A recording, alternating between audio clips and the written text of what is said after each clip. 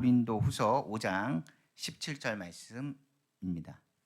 다 같이 말씀을 봉독하겠습니다. 그런즉 누구든지 그리스도 안에 있으면 새로운 피조물이라 이전 것은 지나갔으니 보라 새 것이 되었도다. 아멘.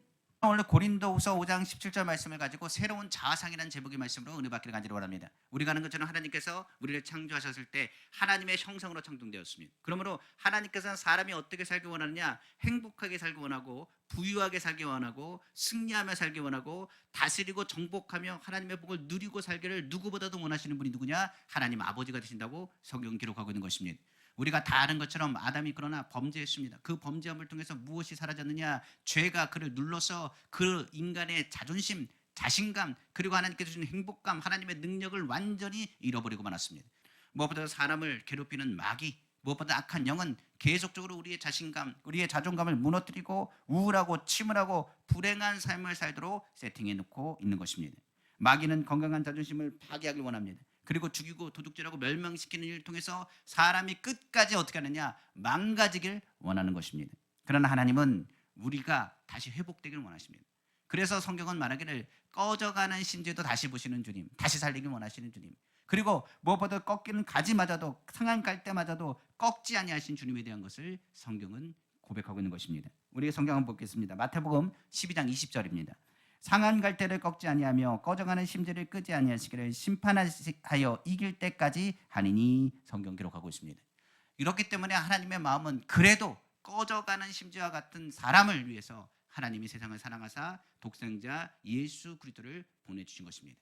그래서 성경은 뭐라 그러냐? 예수 그리스도 안에 있으면 너희는 새로운 피조물이라고 말했습니다. 그럼을 통하여 무엇보다도 다시금 건강한 자화상, 무엇보다 너가 하나님의 형상을 회복하길 원하신다는 주의 마음을 깨닫기를 원하신 것입니다. 그래서 예수님께서 공생애간 동안 한 것이 무엇이냐? 회복입니다.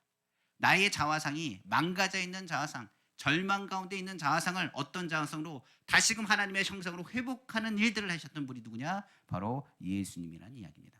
그래서 예수님께서 이 땅에 오신 것, 바로 우리는 쓸모없는 존재가 아니라 하나님 자녀다.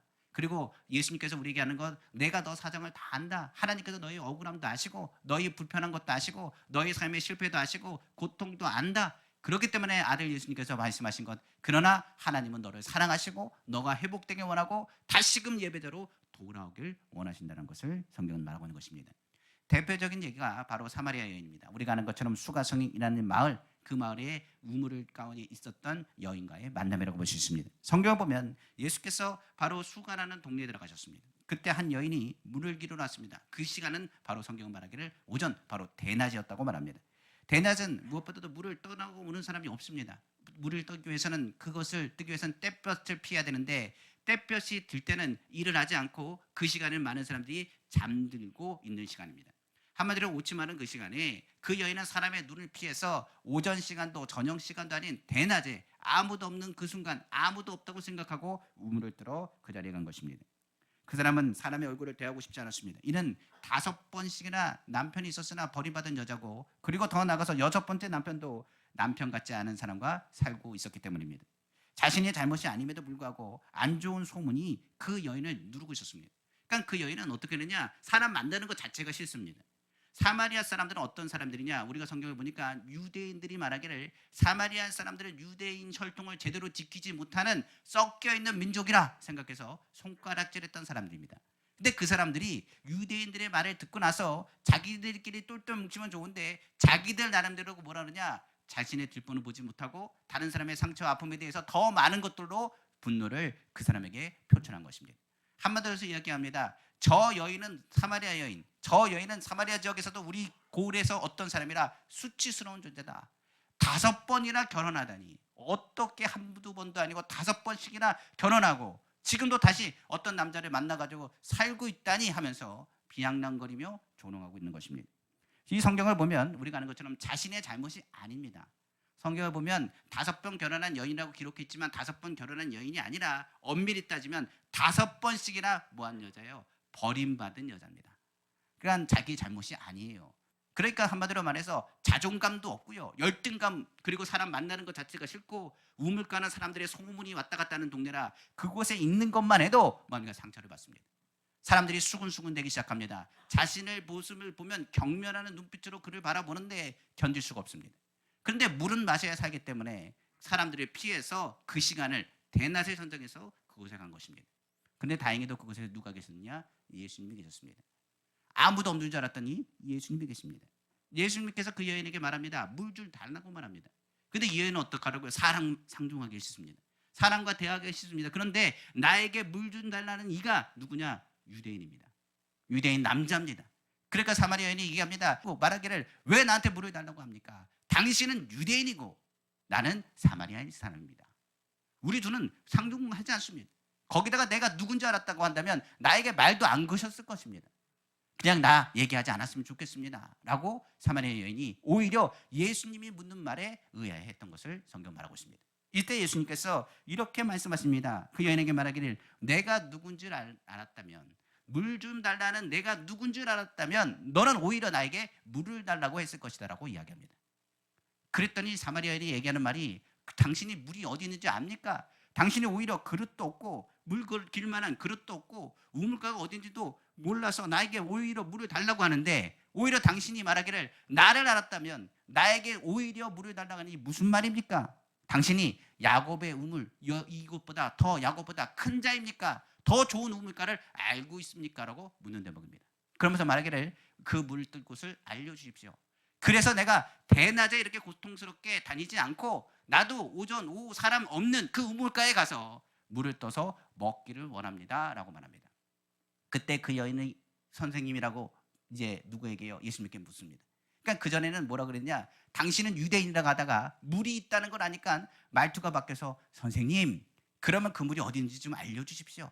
그 물을 알려주시면 내가 그 물을 먹고 이렇게 어려운 가운데 살지 않기를 원합니다. 내 갈급함을 아신다면 선생님, 물을 어디 있는지 알려주십시오 라고 묻습니다. 예수님께서 말씀하십니다. 그 물을 알려달라고? 그래 좋다, 내 남편을 데려오라고 말합니다. 그랬더니 사마리아 여인이 말하기를 한참 생각하다가 이렇게 얘기합니다. 저한테는 솔직히 말하면 남편이 없습니다 라고 말합니다. 예수님께서 그 여인의 말을 듣습니다. 그리고 이렇게 말합니다. 내가 남편이 없다는 말 맞다. 지금 네가 남편이 5명 있었으나 그 남편이 다 남편도 아니고 지금 살고 있는 사람도 남편이 아니니 남편이 없다는 너희 말이 참말이다라고 이야기했습니다. 사마리아 여인은 그 모든 상처를 감추고 싶었습니다. 그런데 예수님은 그 사람의 상처를 이미 알고 계셨습니다. 그리고 말하기를 내가 갈급한 것이 뭐다? 목마른 갈급함도 있지만 인간적인 갈급함, 더 나아가서 예배의 갈급함이 있다는 것을 예수님께서 알고 계셨던 것입니다. 그러니까 그 여인에게 말하는 그 말을 들을 때 그는 충격을 받습니다. 아무도 이 유대인에게 말한 사람이 없을 텐데 혹시 우물가에 있는 여인들의 얘기를 듣고 나에게 얘기한 것인가? 누가 나에게 이야기한 것? 이 사람이 어떻게 나의 사정을 아는가? 곰곰이 생각해 보니까 하나님이 아니면 이 사정을 알 분이 없습니다. 그래서 뭐라고 얘기하는 예수님께 말하기를 선생님에서 이제는 선지자로 부릅니다. 당신은 선지자입니다. 하나님이 보낸 사람이 아니라고 한다면 나의 그 사정과 나의 아픔을 어찌할 수 있겠습니까? 당신이 하나님의 선지자라고 한다면 제가 묻고 싶은 것이 있습니다. 제가 지금 갈급한 것은 예배입니다. 지금 내가 하나님을 만나고 싶은데 수치를 경험하고 부끄러워서 교회 다니는 것이 있습니다. 예배 다닐 수가 없으면 예배당에 가면 거기 있는 많은 사람들이 앉아 있을 겁니다. 그 사람들이 뭐라고 하는지 아십니까? 더러운 여인이 왔다고 얘기합니다. 그리고 부끄러운 사람이 왔다고 말합니다. 사마리아 지역에서도 부끄러운 여인이 이 자리에 왔다라고 얘기합니다. 야곱의 우물가에 가는 것도 사람들을 피해서 왔습니다. 그러다 보니 이제는 육신적인 갈급함뿐만 아니라 영적인 갈급함이 너무나 큽니다. 유대인들은 말하기를 예루살렘 성전에서 예배하는 것이 옳다고 말하는데 저는 어떻게 해야 됩니까? 라고 묻습니다. 그랬더니 예수님께서 이렇게 말씀하십니다. 예배가 그런 게 아니다. 예배를 드리러 온다고 생각하면 안 된다. 예배는 뭐다? 하나님이 찾으시는 게 예배다. 오늘 주님께서 말씀하십니다. 이 사마리아 지역을 지나간 것은 그 여인 성경을 보면 예수님의 의지가 담겨져 있습니다. 내가 그 사마리아 지역을 지나가야 하겠는지라. 내가 그곳에서 누굴 만나기를 원한다라고 말하고 있는 것입니다. 그 자리에 목마른 사람을 만난 게 아니라 예배에 갈증한 사람을 지금 만나러 예수님께서 오신 것입니다.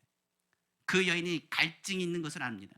목마름의 갈증, 사람 떠나서 자신의 어려움과 힘든 가운데 하나님은 내 마음을 아실 텐데 하나님을 난 만나고 싶은데 주님 앞에 나아가고 싶은데 주님 앞에 나아갈 수 있는 길이 없었던 여인을 향해서 예수님께서 말합니다.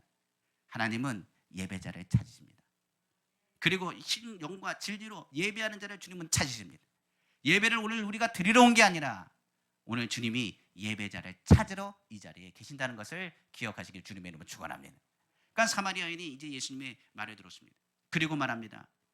예수님, 예배라는 것 하나님이 찾아오는 것 제가 들었습니다. 그런데 하나님이 찾아오실 때 바로 메시아에 대한 것을 저는 들었습니다.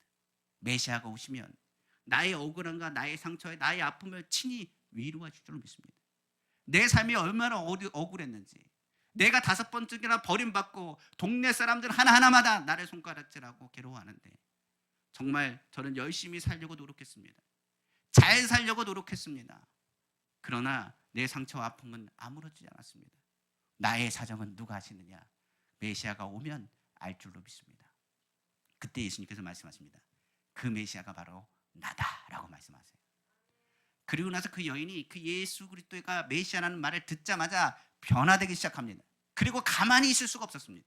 예수님을 만나는 그 순간부터 그 마음 가운데 변화가 일어나기 시작합니다. 생수의 강이 내 안에서 넘쳐나리라 말한 것처럼 예수님은 선지자 아닙니다. 하나님의 아들이십니다.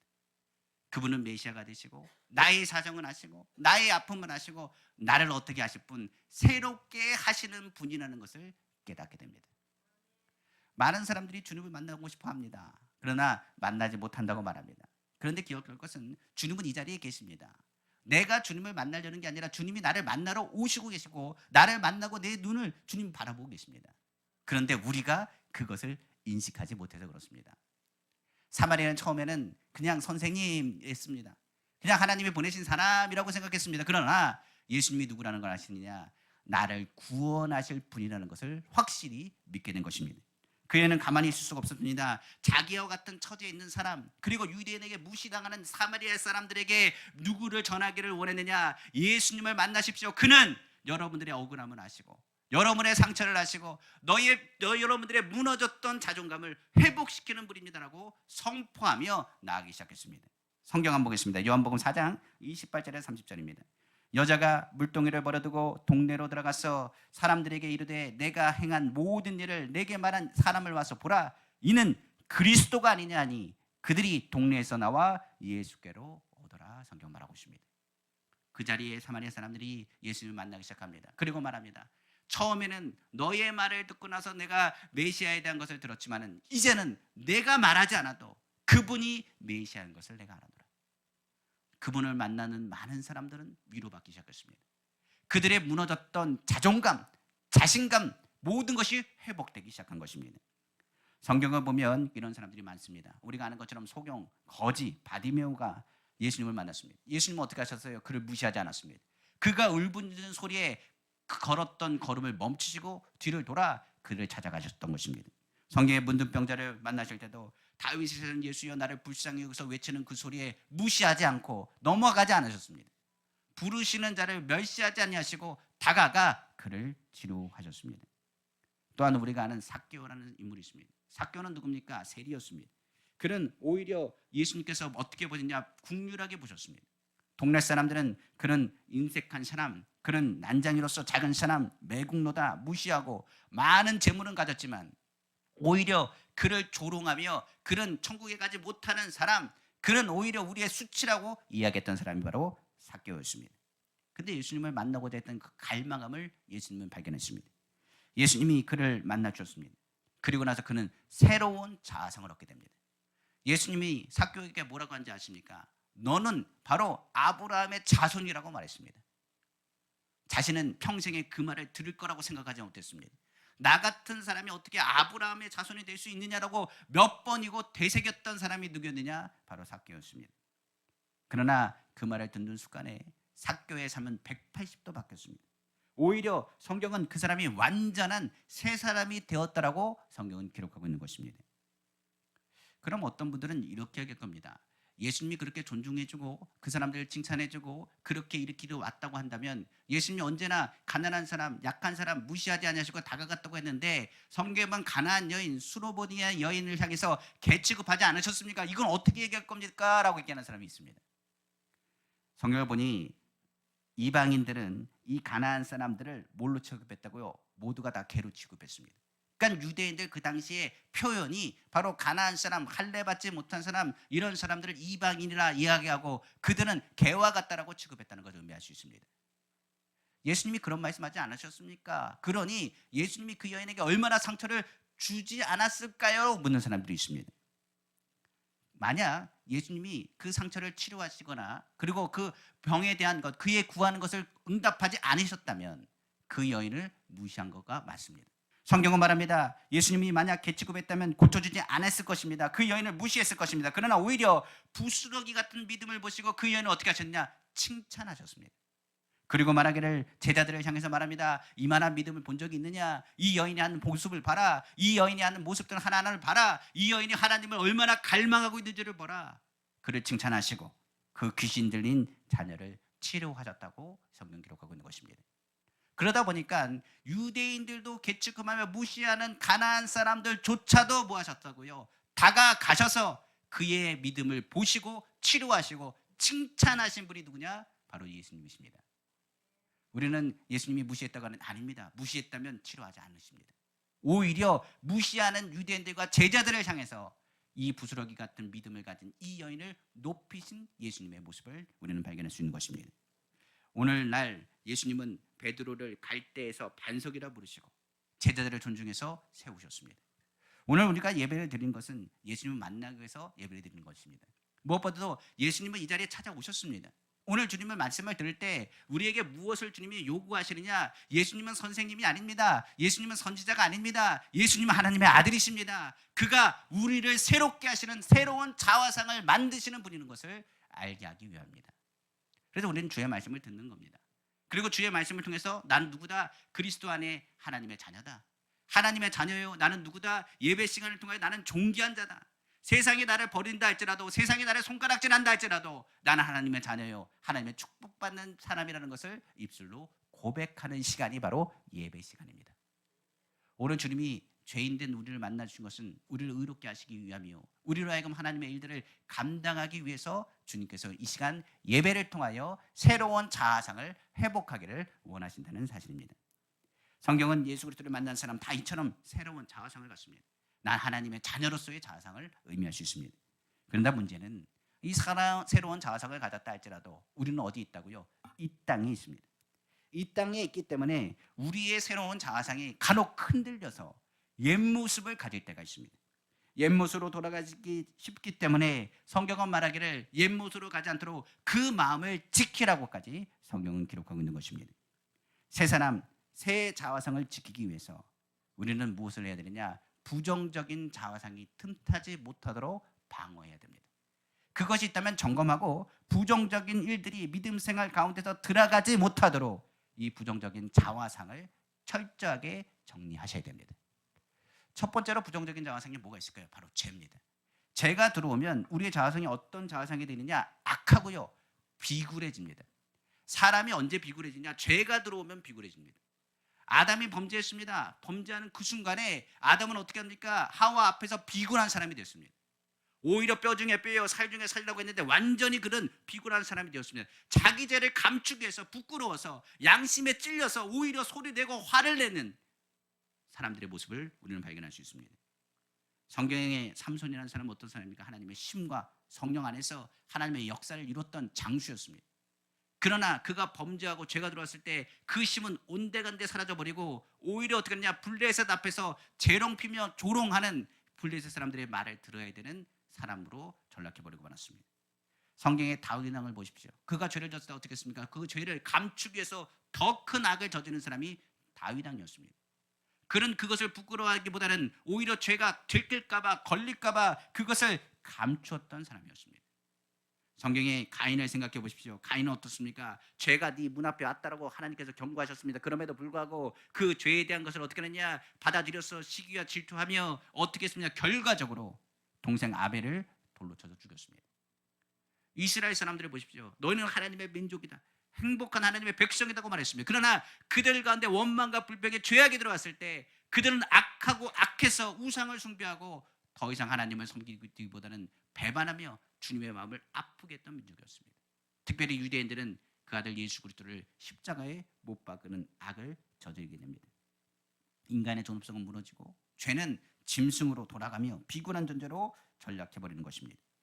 요즘 자신을 건드린다 생각하면 화를 잘 내는 사람이 있습니다. 잘못한 사람이 목소리가 더 크고 성된다는 말이 있는데 이것은 자신의 죄가 드러날까 봐 합니다. 그러니까 교통사고를 나면 목소리 큰 사람이 이긴다고 얘기하는데 지금은 그게 안 먹히지만 예전에 그게 먹힌 이유는 다른 게 아닙니다. 자신의 잘못된 걸 드러날까 봐 오히려 더 먼저 소리를 치는 겁니다. 스데반이 설교를 듣던 유대인들이 스데반을 돌로 쳐서 죽이려고 했습니다. 그리고 돌을 들고 달려드는데 스데반의 말이 자꾸만 양심에 찌르니까 한쪽으로는 뭐라고 하고 귀를 막고요, 한쪽에는 돌을 들고요, 듣기 싫다고 뭐 하기 시작하냐. 성경을 보니까 소리를 치고 고함을 치더랍니다. 스데반이 여러분들 하나님이 사랑하십니다. 예수님을 믿으십시오. 예수 그리스도가 우리의 죄를, 우리의 허물을 덮으셨습니다. 여러분들은 예수님의 십자가에 못 박았지만 그가 우리를 구원하셨습니다. 그 말이 듣기 싫어가지고 소리 지르면서 나 들리지 않아 라고 소리 지르면서 예수님을 어떻게 하느냐, 전하는 스데반을 돌로 쳐서 죽였던 것입니다. 죄라는 것이요, 사람을 악하게 만듭니다. 그리고 나의 자화상, 나의 자존심을 비굴한 사람으로 만듭니다. 죄가 들어오면 나의 모습이 어떻게 되냐, 한없이 비굴해지고요, 작아지는 것을 보게 될 것입니다. 두 번째, 우리의 자상을 멈춰뜨리는 것은 실패입니다. 생활에 실패할 때 자존심을 잃어버리고 나는 아무 쓸모없는 부정적인 자아상을 가져서 쓸모없는 사람이라고 생각하는 사람들이 주변에 많습니다. 인간은 어떤 일을 또한 생활할 때 실패할 때가 종종 있습니다. 많은 사람이 이 실패를 경험하다 보면 실패할 때 좌절감을 느끼고 무능한 자로 인식해버리고 나는 실패자다, 나는 무능한 사람이다 생각하며 자포자기하다가 끝내 인생을 스스로 파괴하는 모습을 종종 볼 때가 있습니다. 마음이 착한 사람일수록, 바른 사람일수록 상처는 큽니다. 나는 정말 정직하게 살았습니다. 그런데 사업에 실패했습니다. 정말 성실하게 살았습니다. 사업에 실패했습니다. 내가 하는 일에 열심히 했습니다. 정말 열심히 했습니다. 그런데 모든 것을 다 잃어버렸습니다. 그 사람은 또 실패할까 봐 두려워서 다시금 그 일에 도전할 수가 없습니다. 환경 탓을 하거나 원인 탓을 다른 것으로 돌립니다. 나이 탓을 돌리기도 합니다. 안 된다고 시작도 하기 전에 포기합니다. 자신은 무능력한 존재라고 이야기하는 사람들이 있습니다.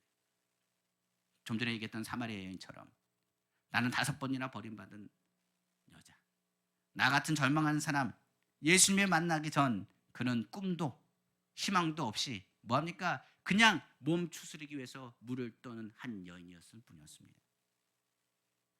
예수님을 만날 땐 예수님은 이렇게 말합니다. 실패는 실패가 아니다. 오히려 실패는 예수님을 만나는 과정이라고 말씀하십니다. 사마리아 여인이 실패한 그것은 누굴 만나는 것? 예수님을 만나는 과정이라는 뜻입니다. 오늘 성경은 예수님 만날 때 이렇게 얘기합니다. 너는 인생의 실패자가 아니다. 실패가 아니라 오히려 예수님을 만나는 과정이라고 말씀하신 것입니다. 성경은 부자가 천국 가기 어렵답니다. 그걸 뭘로 비유하느냐, 이렇게 얘기합니다. 부자가 어디 들어가는 것, 바늘, 바로 바늘기라고 그러죠. 성경은 낙타가 바늘기를 통과하는 것보다 어렵다, 천국 가는 것이. 왜 그럴까요? 부자는 뭐가 필요 없다는 것을 의미하느냐, 하나님이 필요 없는 것을 의미합니다. 성경은 말합니다. 실패를 맛본 사람이 그 실패의 두려움을 갖습니다. 그리고 실패와 좌절을 경험한 사람일수록 누굴 찾게 되느냐, 하나님을 찾고 예수님을 찾을 수 있는 부르짖음이 나타나게 되는 것입니다. 예수님을 찾는 것, 왜 우리는 기도합니까? 왜 하나님을 찾습니까? 만약 내가 예수님이 필요 없다면, 평안하다 하면 절대로 그 사람은 주님을 찾지 않을 겁니다. 오히려 예수님은 말합니다. 과정이다. 내 가운데 상처 있는 것 과정이다.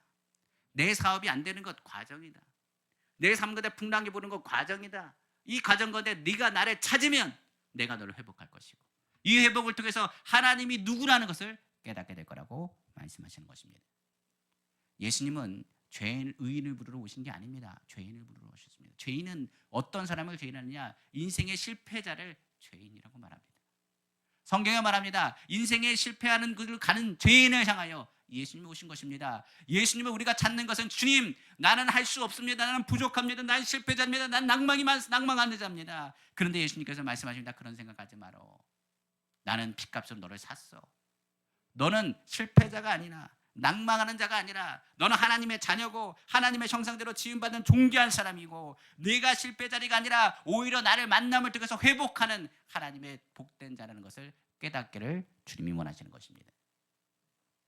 세 번째로 우리 자화상을 파괴하는 것은 빈곤입니다. 가난이 우리의 자화상을 완전히 망가뜨립니다. 어떤 사람은 이 가난 때문에 사람은 좌절하고 어떤 자화상을 갖느냐, 구걸하는 자화상을 갖습니다. 많은 사람들이 구걸합니다. 그런데 구걸하는 사람들은 좋아하지 않습니다. 우리가 아는 것처럼 사람이 성경에서 잠언에서 말하기를, 성경에 말하기를 부유하게도 마시고 너무 가난하게도 마옵소서 하는 이유가 있습니다.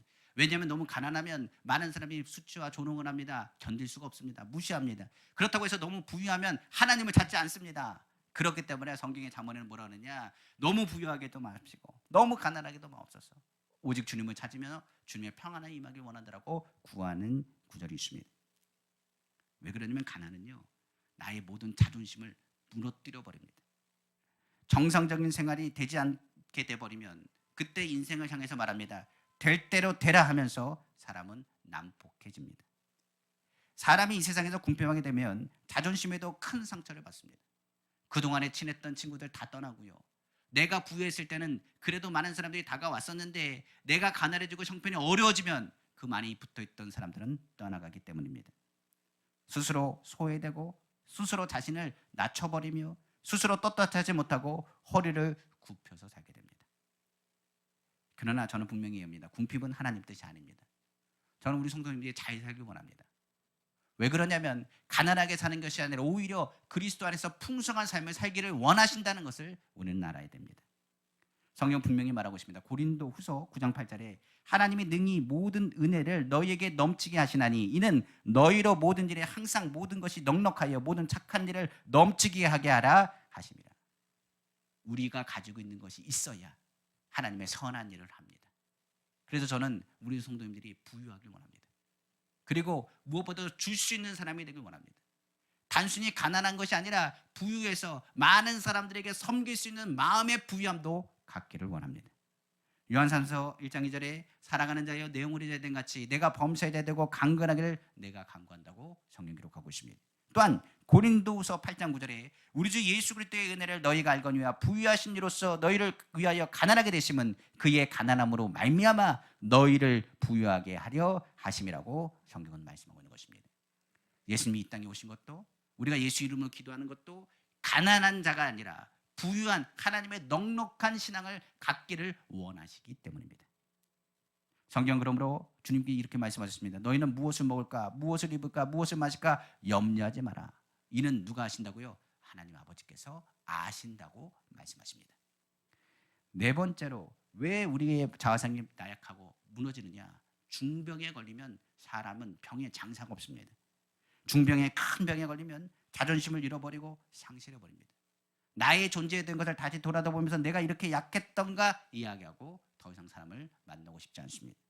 건강하고 식득했던 사람이 갑자기 병에 걸리면 자존심도 잃고 절망에 빠지게 됩니다. 오늘날 하나님을 믿는 많은 사람들이 중병에 걸려서 고생하는 그 모습 하나님도 기뻐하지 않습니다.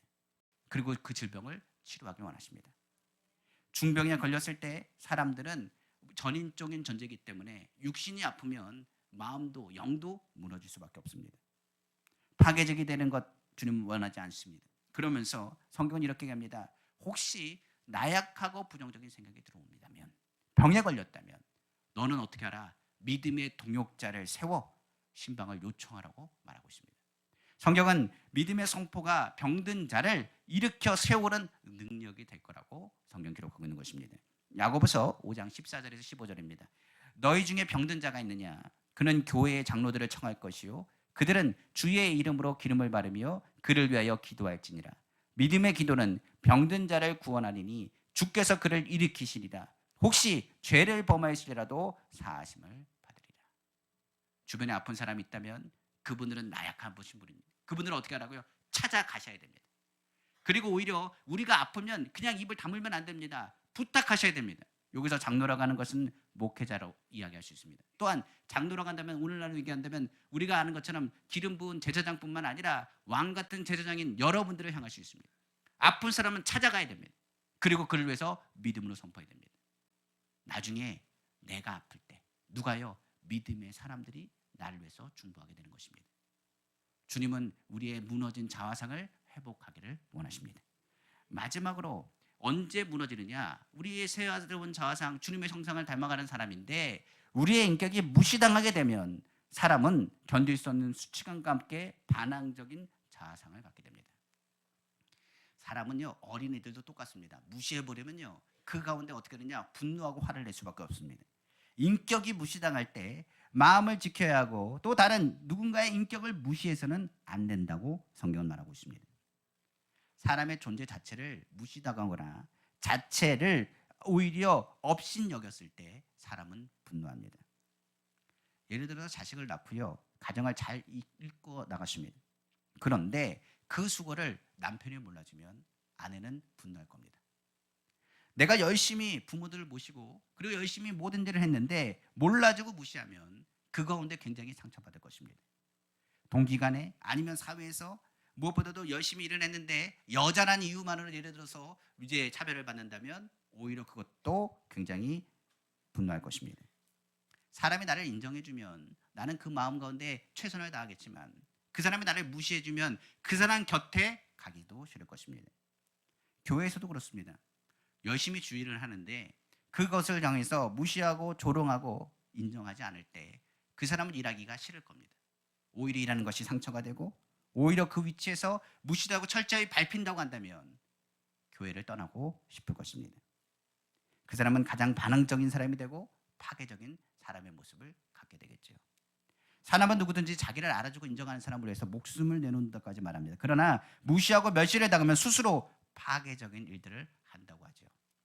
특별히 아이들이 반항하고 말을 듣지 않는다라고 한다면 먼저 우리가 점검해야 될 것은 내가 자녀를 지금 무시하고 있지 않는가를 생각해 봐야 됩니다.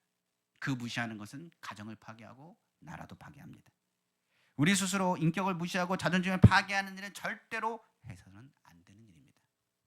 근데 이 일들을 우리는 너무 자주 합니다. 너무 가까이 있는 사람의 마음을 상처 줄 때가 많이 있죠. 아마 주변에 있는 분, 옆에 있는 분 아주 가까울수록 오히려 상처 주고 괴롭힌다는 것을 모를 때가 있을지 모릅니다. 그래서요, 오늘은 아내를 바라보거나 남편을 바라볼 때는 존중해 주십시오. 당신 때문에 내가 산다고. 당신이 있어서 나는 행복하다고.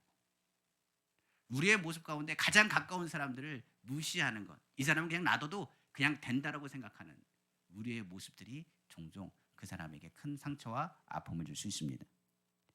이처럼 이 5가지를 우리는 기억해야 됩니다. 이런 것들이 우리의 새로운 하나님의 자녀로서의 자화상을 무너뜨리지요. 우리의 옛 모습, 즉 죄와 실패에 대한 두려움, 가난과 질병과 무시당함에 대한 두려움, 그 모든 것을 벗어나고 일어날 힘은 바로 예수 그리스도 안에 있다고 성경 기록하고 있는 것입니다. 그렇기 때문에 우리의 마음과 생각이 병들면 이런 자화상들이 떠오르기 시작하는데 이때 성경은 말합니다. 그런 상처가 들어왔을 때 너희는 뭐하라? 예배를 드리며 누굴 바라보라? 예수 그리스도를 바라보라고 성경은 말하고 있는 것입니다. 그럼 이제 본격적으로 왜 예수님의 십자가를 바라봐야 될까요? 주님은 말합니다. 왕가에 태어난 것도 아니고 마국간 구유에서 태어나신 예수님, 공생의 기간 동안에 고난과 고초를 당하신 주님, 천대와 멸시를 받으신 주님, 아무도 그를 기뻐하지 않고 기뻐하게 생각하지 않으며 그를 무시한 모든 무시를 당했던 예수님. 그 예수님께서 말합니다. 가난하고 소외되고 멸시받고 천대받은 것을 부끄러워할 것이 없다. 하나님의 아들인 나를 보라. 나도 그렇게 살지 않았느냐. 그러므로 내게로 오라. 나와 손을 잡고 아버지께로 나가 가장 존귀한 하나님의 자녀가 되라고 말씀하고 계시는 것입니다. 주님이 고난당하는 것은 나의 고난 때문이요, 나의 고통과 아픔을 누구보다도 아시기 때문입니다. 예수 앞에 나오면 주님은 우리를 위로하십니다. 내가 고난당하고 고초당해도 너는 하나님의 자녀다. 내 안에 있어. 그러면 내 고난과 고통 가운데 내가 무시당하고 자화상이 무너질 때마다 내가 말할 거야. 죄, 내가 그 죄를 위해서 십자가 졌어. 너는 의로운 사람이야. 가난, 걱정하지 마. 내가 가난하게 된 것은 너를 부욕해 하기 위함이야. 실패하지 않아. 네가 나를 찾고 내 안에 들어와. 내가 너를 위로할게. 고린도서 5장 17절이죠. 그런즉 누구든지 그리스도 예수 안에 있으면 새로운 피조물이라. 이전 것은 지나갔으니 보라 새 것이 되었도다. 이때부터 고백이 달라집니다. 세상이 나를 인정해도 좋고 안 해도 좋습니다. 칭찬해도 좋고 욕해도 좋습니다. 나는 누구라고요? 하나님의 자녀입니다. 온 세상이 나를 인정하지 않아도 좋고 인정해도 좋습니다. 좋게 봐도 좋고 나쁘게 봐도 좋습니다. 하나님이 나를 인정하신 나는 하나님의 자녀입니다. 온 세상이 나를 사랑해도 좋고 사랑하지 않아도 좋습니다. 나는 하나님이 나를 사랑하심을 아는 하나님의 자녀입니다. 새로운 자아상은요, 인생에 있는 육신의 자아상에 걸려있는 모습을 떨쳐버리는 겁니다. 내 삶 가운데 고통, 가난, 괴로움이 있다 할지라도 우리는 뭘 바라보고 나는 하나님의 자녀라는 것을 입술로 고백하는 믿음의 모습을 가져야 됩니다. 예수님은 우리에게 말했죠. 우리에게 위대한 희망과 소망이 되는 것은 성경은 기록하기를 하늘에 하나님께서 나팔을 불 때 죽은 자가 먼저 일어나고 살아남은 우리도 일어날 것이며 약한 몸이 강한 몸으로 육의 몸이 신령한 몸으로 추한 몸이 영화로운 영광스러운 몸으로 변화되어 그리스도와 함께 부활할 것을 믿기 때문입니다. 그러므로 우리는 예수님의 십자가로 돌아가십시오. 제가 늘 얘기합니다. 십자가엔 누가 안 달렸어요? 예수님 안 달려 있습니다. 우리가 보는 십자가는 고통과 고난의 십자가가 아닙니다. 고통과 고난을 짊어진 승리의 십자가입니다. 이사야서 53장 5절에 그가 찔림은 우리 허물 때문이요 그가 상함 우리 죄악 때문이라 그가 징계를 받음으로 우리는 평안을 누리고 그가 채찍에 맞음으로 우리는 나음을 받았도다. 예수님의 십자가는 부활의 십자가, 승리의 십자가입니다. 십자가를 바라보며 주님 내 십자가 너무 무겁습니다. 내 고난과 고초를 주님 아십니까? 라고 묻는다면 주님은 말할 겁니다. 그 고초와 고난이 어디 있느냐? 내가 아직도 십자가에 달려있느냐? 아니라 십자가에서 부활하시고 하나님 보좌 우편에 앉았느니라. 너희도 그때가 되면 하나님께서 너를 보좌 앞으로 부를 것이라. 너의 삶에 승리하신 주님을 만나고 주님 앞에 더 가까이 가기를 원하노라. 인생에 있어서 우리를 누르고 있는 가난의 자아상, 실패의 자아상, 죄악의 자아상, 그리고 우리를 누르고 있는 무시한다는 세상의 비난의 자아상 신경 쓰지 말고 너가 그리스도 안에 있는 사람, 하나님의 자녀라는 사실을 잊지 말라고 성경 기록하고 있는 것입니다. 말씀을 마치겠습니다. 우리가 새로운 자아상이라는 것 다른 것이 없습니다. 하나님의 자녀요. 내가 위로받을 것은 어디라고요? 주님 품밖에 없습니다. 다윗이 고백하죠. 나의 힘이 되신 여호와여 내가 주님을 사랑합니다. 내 삶의 반석과 방패와 요새는 오직 주님입니다. 내가 환난 중에 주님이 부르짖을 때 주님의 나의 기도를 들으셨으며 오늘 그 부르짖음에 나를 위로하시는 주님을 바라봅니다. 오늘도 예수 그리스도의 십자가 안에서 주님 앞에 다시 한번 위로받고 우리는 하나님 앞에 새로운 자아상을 가진 하나님의 자녀라는 사실을 잊지 않고 믿음으로 나아가시는 우리 성도님 다 되시기를 다시 한번 주님의 이름으로 축원합니다. 기도하겠습니다.